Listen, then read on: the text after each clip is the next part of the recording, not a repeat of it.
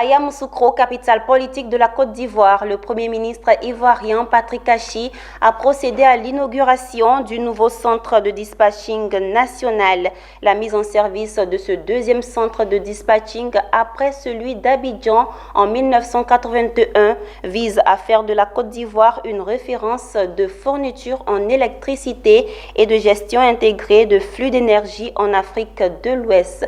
Pierre Tebe nous commente ce reportage de Charles Kouakou. Bâti sur une superficie d'environ 3 hectares et d'un coût de 26 milliards de francs CFA, le nouveau centre de dispatching national de Côte d'Ivoire Énergie est situé à Yamoussoukro. Inauguré ce jour par le Premier ministre ivoirien Patrick Achi, il est le deuxième centre du genre après celui d'Abidjan inauguré en 1981. Cette infrastructure permettra de fournir l'électricité et assurer un équilibre permanent entre l'offre et la demande.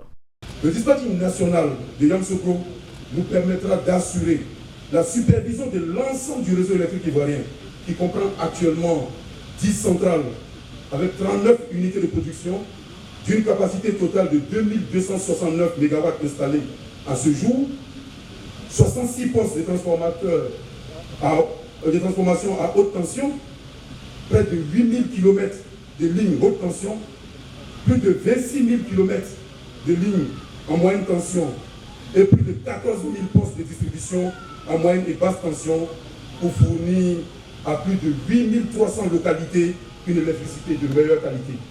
Ce nouveau centre de dispatching national de Côte d'Ivoire Énergie a 3 niveaux.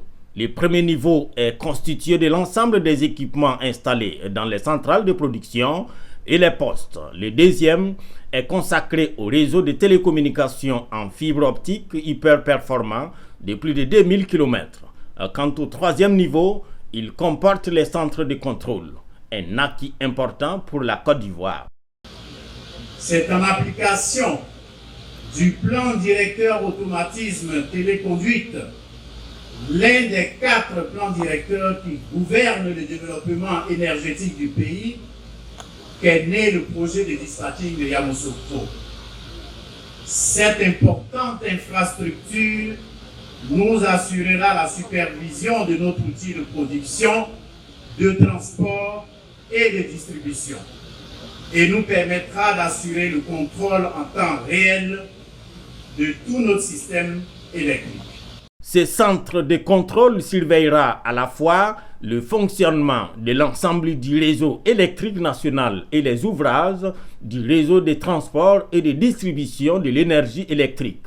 Les informations seront transmises en temps réel aux opérateurs du dispatching national afin d'assurer la coordination de son exploitation.